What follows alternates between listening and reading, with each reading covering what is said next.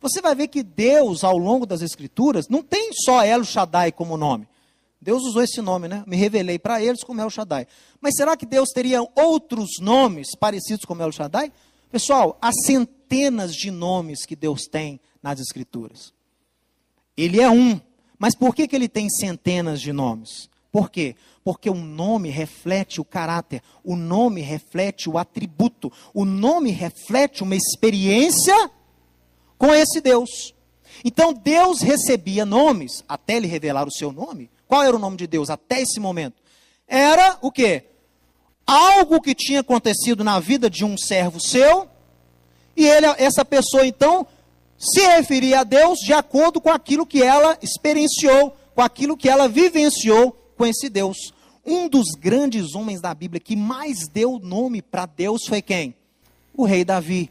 Por quê? Davi teve tantas experiências com Deus, Davi vivenciou uma intimidade tamanha com Deus, que Deus para ele era muitas coisas. Deus era, quando ele conquistava um território até antes não conquistado pelos israelitas, Deus se tornava para ele como o quê?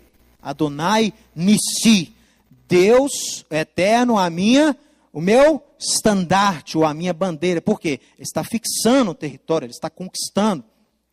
Quando o Adonai dava estratégias para ele de guerra, e ele conseguia vencer os filisteus. Davi tinha muito isso, né? Tem gente que acha que Davi era um exímio general. Não, todas as estratégias que ele tinha, recebia de Deus. Deus falava com ele, ó, vai por aqui, não vai por ali. Passa por lá e não passa por acolá. E era assim. E por essas vitórias que Deus dava a Davi, estrategicamente, estratégias militares, que nome que Davi deu para Deus?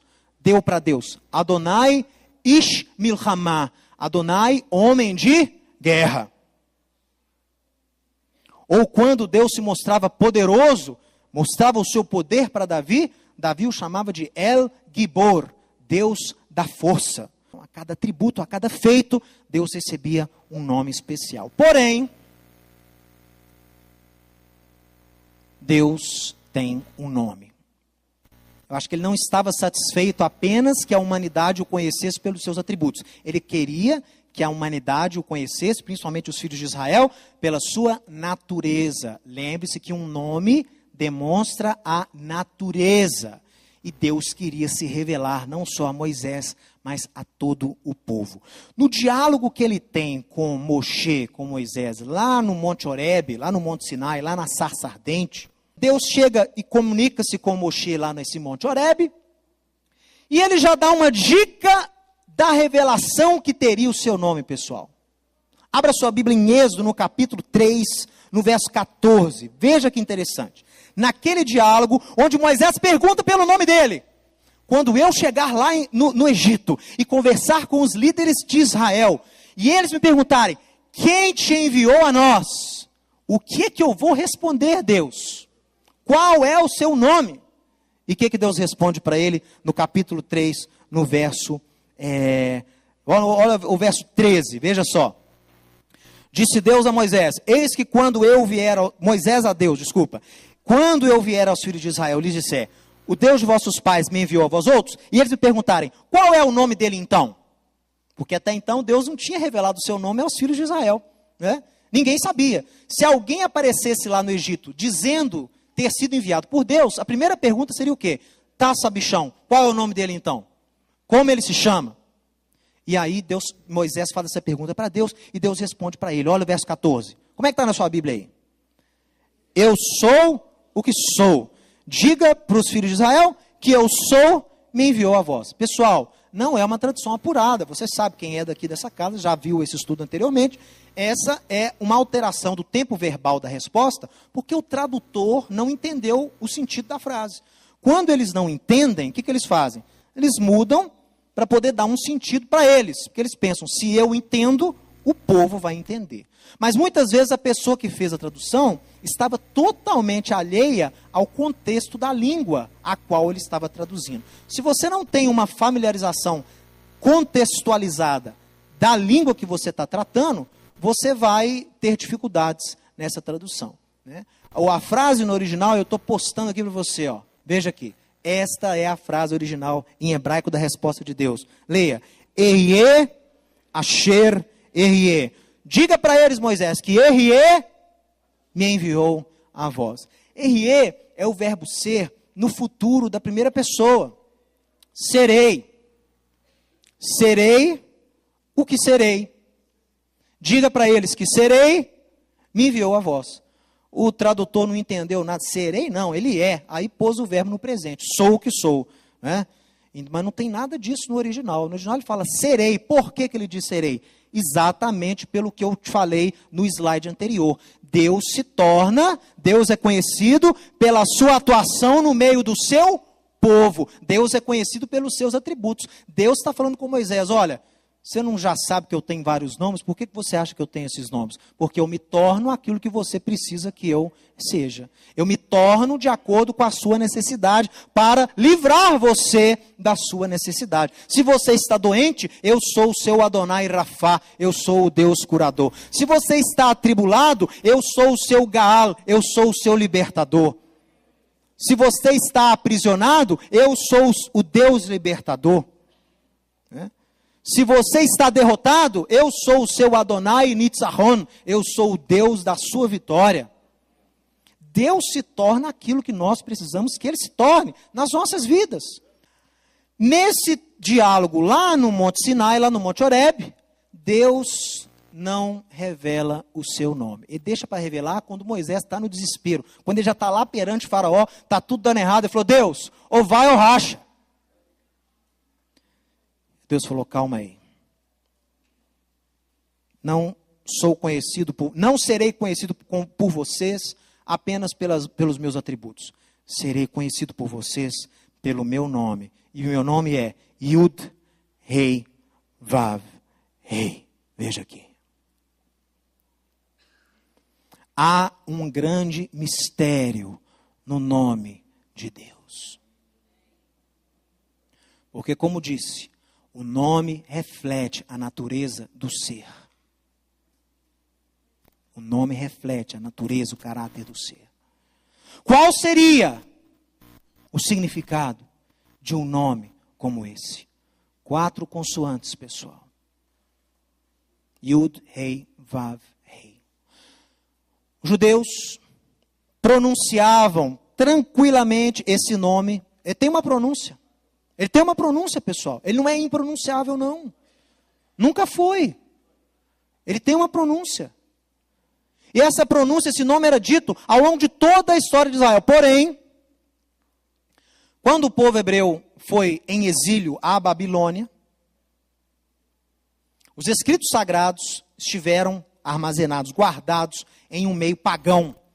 Os babilônios eram pagãos. Para proteger o nome de Deus, porque Deus declara, não tomarás o meu nome em vão, não declara? Para não se tomar o nome de Deus em vão, não pelos judeus, mas pelos outros povos que lá habitavam. O que os judeus decidiram entre eles? Foi a própria liderança de Israel. Não vamos pronunciar o tetragrama. Isso aqui é chamado de tetragrama, porque são 4 gramas, 4 letras.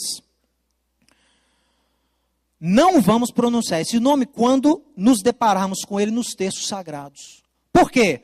Para que o nosso vizinho pagão não ouça e possa profanar o nome de Deus, usando o nome de Deus. Então eles fizeram um acordo.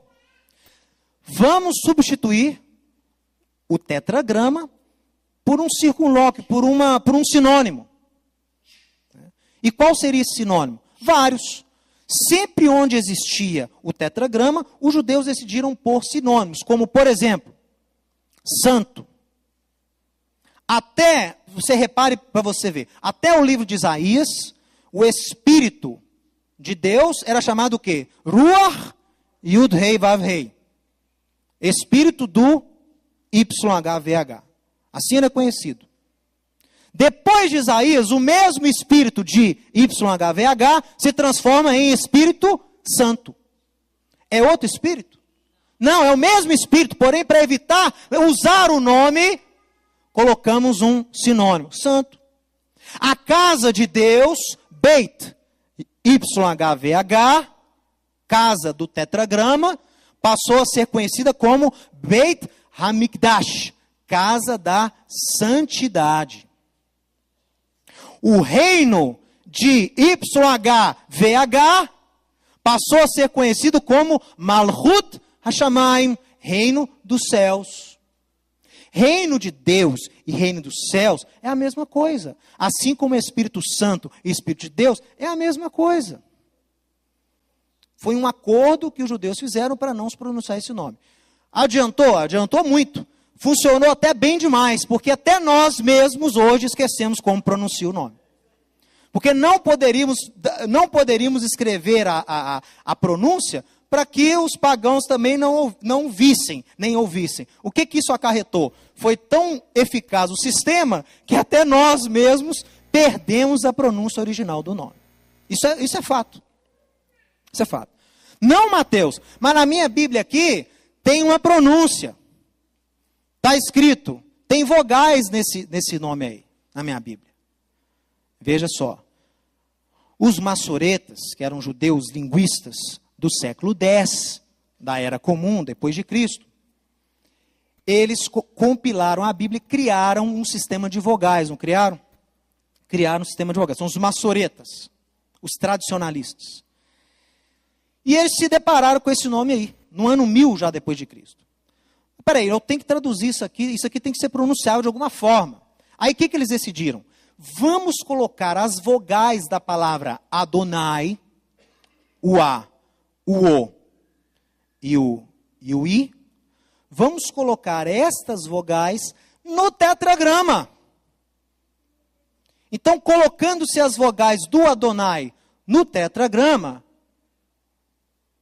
essa palavra aí colocou um shivá simples ali debaixo, um shivá vocálico simples embaixo do Yud, ficou Iê. Colocou um pontinho em cima do Vav, ficou Ro. E colocou um kametz debaixo do Vav, Vá. Yehová. Ou Yehová, como se diz hoje em hebraico. Yehová. Yehová não é a pronúncia original do nome. É um artifício que eles usaram, colocando as vogais de Adonai na palavra, no tetragrama. Para quê, hein? Número 1, para evitar de você pronunciar o nome certo. E número 2, para te lembrar que quando você se deparar com essa palavra no texto sagrado, você deve ler como o quê? Adonai. Por isso que a gente lê no tetragrama, o Gustavo leu hoje.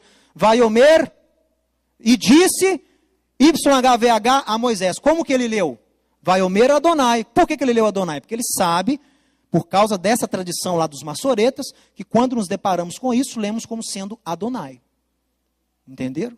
E essas vogais que foram colocadas no ano 1000 depois de Cristo, nessa palavra, originou a pronúncia Yehová. Yehová, no latim e posteriormente para as outras línguas latinas, virou o quê? O I. Vira um J, não é? G. Jeová. Jeová, Jeová. Então a palavra Jeová é a transliteração desse Jeová, que não é a pronúncia do nome de Deus. Entendeu? Não é. Por isso que os judeus messiânicos não usam essa palavra, porque a gente sabe que não é a pronúncia certa. Né? E não adianta você falar, não, então é Yahweh, Yahweh. Não, não é Yahweh, não é Yahweh, porque não temos a pronúncia, não temos as vogais que eram utilizadas. Não sabemos como era essa pronúncia. E os judeus padronizaram usar sinônimos. Né? Mateus, é pecado usar Jeová? Não, não é pecado você usar Jeová. Só que para o judeu, seja o messiânico ou não, como eu sei que é um nome que remete ao tetragrama, eu evito usá-lo. Eu prefiro usar Adonai, Hashem, Rai, Yah. Eu prefiro usar um sinônimo, né, do que usar Jeová ou Javé. Já viu Javé? Todas são variantes deste nome. Bem, para a gente concluir, eu gostaria de mostrar para você, segundo uma teoria minha e que também é compartilhada por outros grandes homens de Israel ao longo da história de Israel, que este nome contém um mistério, mas esse mistério não é mistério. É um mistério revelado, já viu isso? É um mistério revelado. Por quê? Porque ele, na verdade, significa o único nome, veja você, esse nome aí, é o único nome que não limita a Deus.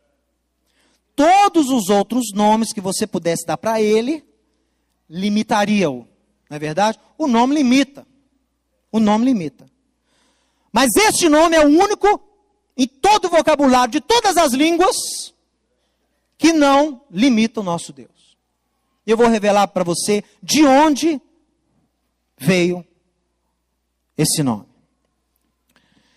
IHVH, na verdade, é a junção de 3 tempos verbais do mesmo verbo. O verbo ser. Como você sabe, ou deve saber, ou se ainda não sabe, saiba agora, que no hebraico, desde os dias antigos até hoje, não usamos o verbo ser no presente. Você pode dizer que eu fui, haiti, ou você pode dizer serei, eie, mas você não diz eu sou. Para nada. Em hebraico a gente omite o verbo ser no presente. Então você quer dizer em hebraico, eu sou um rabino. Você fala, ani rav, eu rabino, não usa o sou. Você quer dizer, eu sou um médico, ani rofé, eu médico. Subentende-se, na tradução a gente põe, eu sou, mas na língua mesmo não é falado. Por quê, hein? Sabedoria milenar judaica. Sabe que por quê? Você pode até ter sido e você pode até ser no futuro, mas quem é só Deus. Você não é nada. Deus é. Deus é. Você só existe na existência dele. A sua existência depende da existência dele. Ele dá vida a tudo. Ele é o Deus criador dos céus e da terra. Você não é nada. Como a oração que Davi fez lá no final da sua vida, né? Quem sou? Mi a mi, o mi ani. Quem é o meu povo e quem sou eu? Exemplo de humildade para todos nós. Só Deus é. Então até isso a gente aprende com a língua hebraica. Por isso que o nosso curso de hebraico, vou fazer agora o merchan. Nosso curso de hebraico trata não só da língua, mas disso aqui. Meu curso de hebraico eu ensino isso aqui. Tem uma aula só para isso aqui. Porque a pessoa tem que saber, não adianta estudar a língua sem estudar a cultura. Meu curso é hebraico, bíblico e cultura judaica. escoladehebraico.com. Pode entrar agora e fazer sua matrícula lá. Entendeu? Porque tem que entender isso aqui. Então veja aqui a formação, veja você de casa, põe aqui na tela, a formação do tetragrama. YHVH. Veja só. Preste atenção você que está em casa me assistindo agora. O tetragrama é, na verdade, a junção dos 3 tempos verbais do verbo ser. Veja só. Aqui está na terceira pessoa. Ie, será. Rové, o que não se usa. Só Deus usa ele. Nós não usamos. É. Raiá, era. Pegue, olha só, as primeiras letras, e aqui a primeira sílaba, de cada um dos tempos verbais, e você vai ter formado o nome de Deus. Daí vem o nome de Deus. Por isso que o nome dele é IHVH. É a junção de foi, é e será.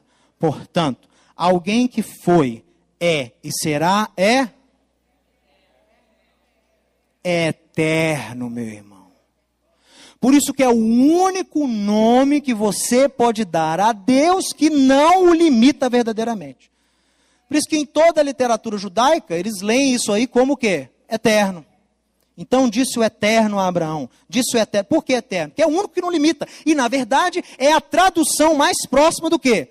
Do nome de Deus. Eterno. Aquele que Hayá, Rové, Veie, era, é e será, é eterno. Então essa é a origem do tetragrama do nome de Deus.